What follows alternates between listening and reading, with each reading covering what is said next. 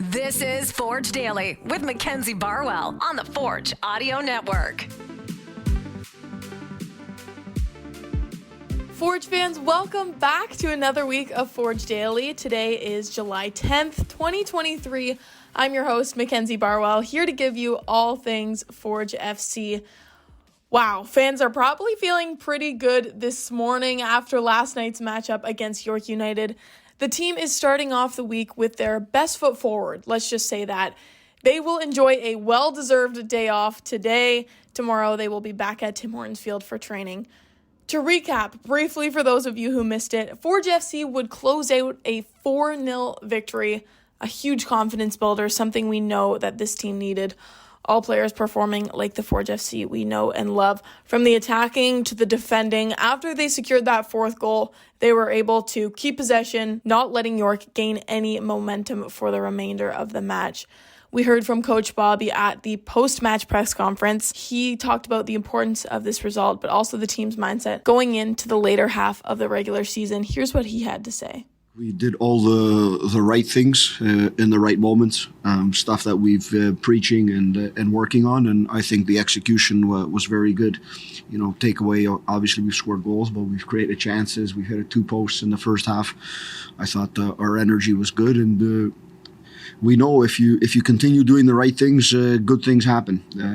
It's been a tough spell for us last few games, a lot of times. So this one was well needed, but it's mostly the overall performance of the team that makes us happy. And of course, when you score 4 goals, keep 0 in the other end and 3 points, I think it's exactly what we needed at this point.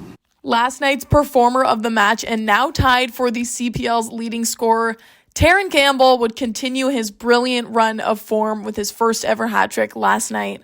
And something to note while we're on the topic, if you haven't heard, this is the 6th hat trick in CPL history and 3rd for Forge FC.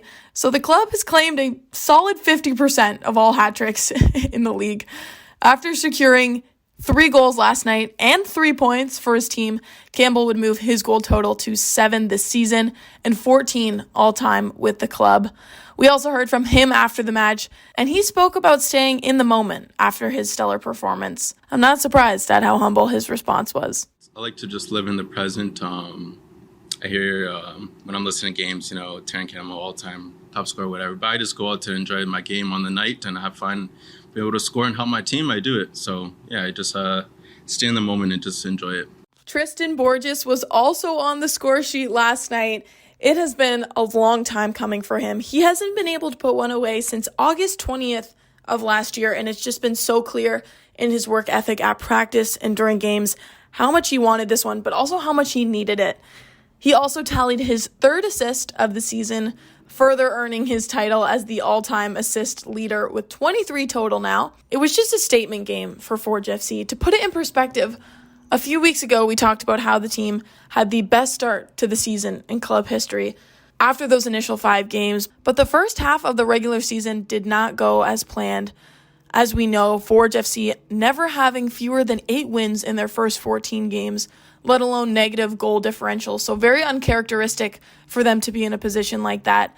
But now to have this result, just so crucial going forward in terms of momentum, but also for the CPL standings in order to set them up for success later on in the playoffs. Forge FC now sitting just 3 points below Pacific, currently in 2nd place, holding a record of 6 wins, 5 losses, and 4 draws in the 2023 CPL season. When I checked the leaderboard, though, this morning, Cavalry only trailing by 1 point, sitting in 3rd place, so that'll be a team to keep an eye out for. Surprisingly, last night was only the 3rd time this season that Forge have scored 3 or more goals in a game, something they did against Valor earlier in May. And they are actually the next opponent at home on July 15th. And if you didn't hear me mention it last week, I have to say it again. This is our Forging the Future match.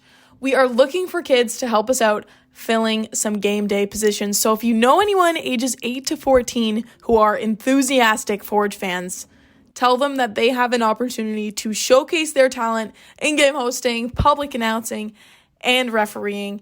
all you got to do is give us a shout on the Forge FC social media, telling us why you would be a good candidate. On that note, we will wrap up today's episode of Forge Daily. Thank you so much for listening. As always, we'll be back tomorrow to catch up with some players after training. This has been Forge Daily with Mackenzie Barwell. If you like what you heard, please like, follow, subscribe, comment, and share.